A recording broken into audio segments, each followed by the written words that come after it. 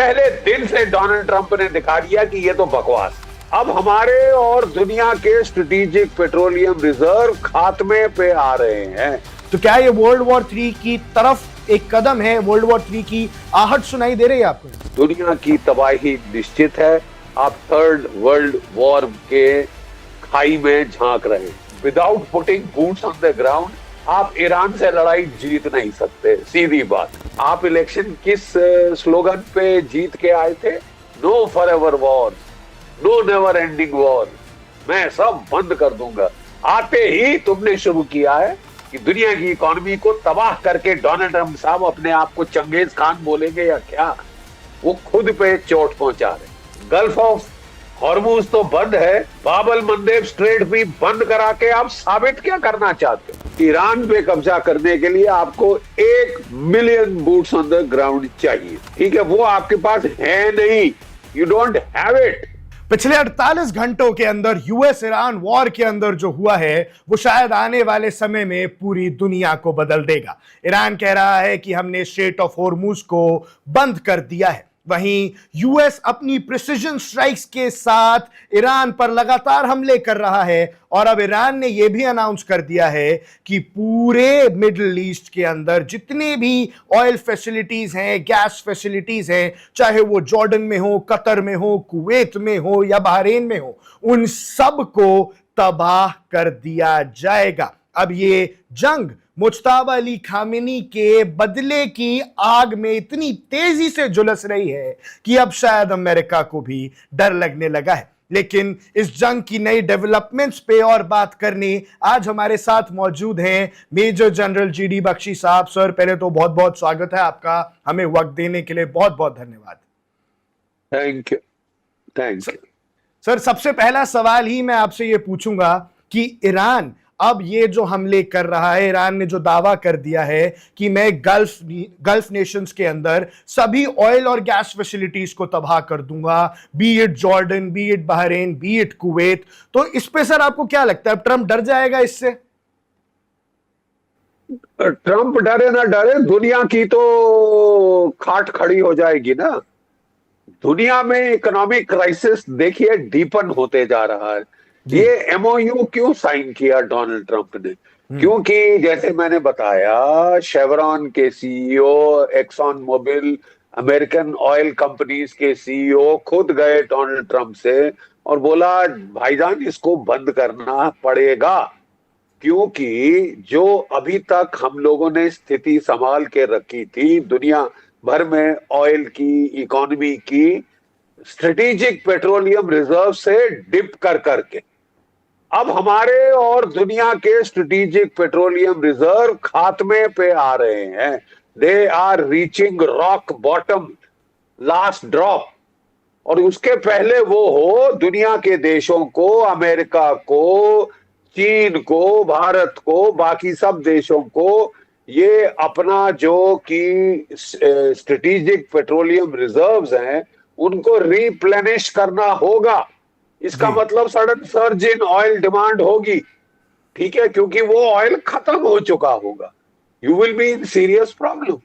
और अगर ऐसे टाइम पे 22% दुनिया का तेल आप ऑफ द मार्केट कर दें कि ईरान, गल्फ ऑयल वगैरह सब खलास, तो आपकी ऑयल की कीमत प्रति बैरल 150 से $200 प्रति बैरल चले जाएगी और उससे पूरी दुनिया की इकोनॉमी फूक जाएगी। जी, तो कैटास्ट्रोफे। इसलिए एमओयू साइन हुआ था। एमओयू साइन हुआ नहीं कि चैं शुरू हो गई अमेरिका में कि सरेंडर कर दिया, सरेंडर कर दिया, डोनाल्ड ट्रंप ने सरेंडर कर दिया। तो तिल मिला के उन्होंने जैसे तैसे इस एमओयू को तोड़ दिया। ये अमेरिका ने तोड़ा है, क्योंकि इसका जो फर्स्ट पैरा था वो कह रहा था कि टोटल सेसेशन ऑफ हॉस्टिलिटीज होगा, इंक्लूडिंग लेबनान। लेबनान शामिल था। इजराइल ने उसको फाड़ के फेंक दिया कि कोई लेबनान, हम तो हमले करते रहेंगे, तुमने साइन किया होगा। अमेरिका ने, हम तो बिल्कुल नहीं मानते। पहले तो डोनाल्ड ट्रंप लगे बोलने कि I am in charge, I am in control, Netanyahu is not in control, मैं कर रहा हूं सब चीज कंट्रोल। तो उन्होंने उन्होंने कोशिश करी कि बताने की, जतलाने की कि वो he will make Israel fall in line. हुआ यह है कि हमने उल्टा तमाशा देखा है। Israel has made America fall in line and restart the war. Restart the war. अब आपने जो अटैक्स किए हैं, आप चोट पहुंचाने के लिए किए हैं ईरान के ऊपर। पहले जी तो लग रहा था कि नहीं, केवल हॉर्मुज खुलवाने के लिए कर रहे हैं। एयर अटैक्स अलोन से आप हॉर्मुज खुलवा नहीं सकते। अब वो स्पेसिफिक इनके कमांड एंड कंट्रोल टारगेट्स पे हिट कर रहे हैं, जिसके चलते रूस ने अपना जो TU-124 है, कम्युनिकेशंस का, इलेक्ट्रॉनिक वॉरफेयर का जो जहाज है, वो भेजा है। जी क्योंकि आप जो है, आप पूरा ड्रामा करके कि हम तो पी स्टॉक कर रहे हैं, हम ये कर रहे हैं ताकि ऑयल की कीमतें किसी तरह नीचे हो जाएं, स्टॉक मार्केट्स में जो ब्लड बाथ हो रहा है वो खत्म हो जाए, और फिर आप उसको तोड़ दें और फिर करें अपनी मनमानी कि हम तो लड़ाई जीतेंगे, हम तो ये करेंगे। अरे साहब, without putting boots on the ground आप ईरान से लड़ाई जीत नहीं सकते, सीधी बात। आप सीधी नए नए बात। तरीके सोच के अपनी सांस दोबारा लेके अपने जो डिप्लीटेड स्टॉक्स हैं, इंटरसेप्टर्स के, प्रिसिजन गाइडेड munitions के, उनको मेकअप करके फिर चढ़ाई करने की कर रहे हैं। दैट सर मीन्स फिर ऑल ये द पीस टॉक का जो ड्रामा आप कर रहे हैं वो फरेब है, झूठ है। तो साहब, अगर आप इस तरह से धोखाधड़ी करते रहेंगे तो फाइनल पीस टॉक का आना तो इम्पॉसिबल हो जाएगा। कैसे ट्रस्ट करेगा कोई मुल्क आपके ऊपर? सर लेकिन अब भाई, हम यही आपने बड़े बड़े धड़ल्ले से, आई जस्ट फिनिश, बड़े धड़ल्ले से आपने साइन किया MOU। जी डोनाल्ड ट्रंप ने साइन किया, पेजेस्कियान ने साइन किया। पहले दिन से डोनाल्ड ट्रंप ने दिखा दिया कि ये तो बकवास। कोई इसराइल कोई हमला बंद नहीं करेगा लेबनान के ऊपर, बेरूट पे बॉम्बिंग जारी रहेगी, जो करना है कर लो। पहला पैरा से ही आपने शुरुआत, आगाज जो किया MOU का, आपने बोला कि जाए चूल्हे में, मैं नहीं मानता। और आपने मजबूर किया ईरान को कि वो फिर बोले ठीक है साहब, अगर ऐसा है तो गल्फ ऑफ हॉर्मुज बंद है, और उसने बंद कर दी है। और आप कुछ नहीं कर सकते खोलने के लिए। You can't change the geography of the gulf. Sir geography नहीं चेंज कर सकते, लेकिन फिर वही वाली बात हो जाएगी जो मार्च अप्रैल में हम पहुंचे थे। आज सुबह मंडे होते ही $75 प्रति बैरल पहुंच गया WTI अमेरिका का जो जो ट्रेड क्रूड ऑयल का प्राइस था। इस हिसाब से तो इसी हफ्ते तक हम 100 देख लेंगे, 125 देख लेंगे, 150 देख लेंगे। तो अमेरिका बूट्स ऑन ग्राउंड पिछली बार भी नहीं किया था, तो अब क्या नौबत है? क्योंकि अब तो अगर होर्मुज बंद हो गया, इसी तरह से हमले होते रहे, तो इसी हफ्ते डोनाल्ड ट्रंप को बूट्स ऑन ग्राउंड करना ही पड़ेगा। देखिए, वही तो बात है बेसिक। अगर if you are serious about boots on the ground, Iran पे कब्जा करने के लिए आपको 1 million boots on the ground चाहिए। ठीक है, वो आपके पास है नहीं, यू डोंट हैव इट। उसके लिए आपको कंस्क्रिप्शन करनी पड़ेगी, 1-1.5 साल तैयारी करनी पड़ेगी, फिर आप कर सकते हैं वो वाला हमला। और कंस्क्रिप्शन के लिए आप समझते हैं पॉलिटिकली तैयार है अमेरिका के लोग? माय फुट तैयार है। और क्या कर सकते हैं आप 2 लाख अगर लगाएं अपने फौजी, तो जो उत्तरी तट है गल्फ ऑफ हॉर्मुज का, उसमें सिलेक्टेड एरियाज पकड़ सकते हैं। वो भी लड़ाई इतनी सख्त होगी कि कोई 18 महीने चल पड़ेगी, और 15-20 हजार बॉडी बैग तो कहीं नहीं गए। है तैयार अमेरिका उसके लिए? नहीं है। उसने कोई 20,000 के करीब स्पेशल फोर्सेस और मरीन्स वहां भेज दिए हैं, अभी भेज देनी इलाके के आसपास। जी ठीक है, उससे आप क्या कर लोगे? आप आइलैंड पकड़ लोगे तो वो जो आइलैंड है आपका खर्ग आइलैंड, जिसकी बार बार डोनाल्ड ट्रंप साहब दुहाई दे रहे हैं, वो 15 किलोमीटर दूर है ईरान के तट से। वहां से अपनी तोपें चलाकर भी वो उस आइलैंड को परखच्चे उड़ा सकते हैं।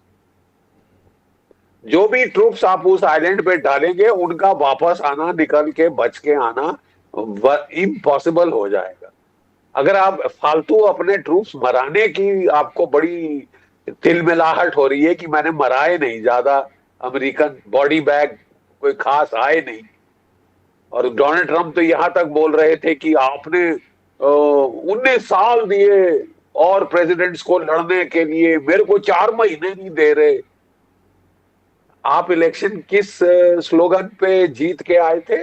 No forever wars, no never ending war, मैं सब बंद कर दूंगा। आते ही तुमने शुरू किया है और ऐसी लड़ाई बढ़ेगी। 4 महीने हो गए, कहीं अंत नहीं दिख रहा और डायरेक्टली अमेरिका इन्वॉल्व है। अब ग्राउंड ट्रूप्स अमेरिकन पब्लिक नहीं चाहेगी। डोनाल्ड ट्रंप अगर समझते हैं कि वो अमेरिकन पब्लिक जाए भाड़ में, मैं तानाशाह हूं, मैं कुछ भी करा लूंगा, तो इलेक्शन जीतना तो भूल जाओ साहब। अभी डिक्टेटरशिप नहीं बनी है अमेरिका पूर्ण रूप से। जी, लेकिन सर अब यही एक और इंटरेस्टिंग एंगल सामने आ रहा है, जिस हिसाब से रशिया ने, पहले भी खबर आ रही थी कि मार्च अप्रैल में जब जंग चल रही थी तो इंटेलिजेंस दे रहे थे, कुछ रिपोर्ट्स थी कि वो ईरान को इंटेलिजेंस शेयर कर रहे हैं। आज खुले तौर पे तेहरान को प्लेन भेज दिया गया है, ऐसा प्लेन भेज दिया गया है जो रशिया के पास भी काफी लिमिटेड है। तो क्या वर्ल्ड वॉर 3 की तरफ हम जाते दिख रहे हैं? क्योंकि रशिया तो खुलेआम अब सपोर्ट कर रहा है, चाइना भी बैक चैनल से सपोर्ट कर रहा था, और जो रशिया और चाइना के साथ साथ ईरान का साथ देना जो जंग की शुरुआत से चलता आ रहा है अमेरिका के खिलाफ खड़े होने के लिए, तो क्या ये वर्ल्ड वॉर 3 की तरफ एक कदम है? वर्ल्ड वॉर 3 की आहट सुनाई दे रही है आपको यहां से?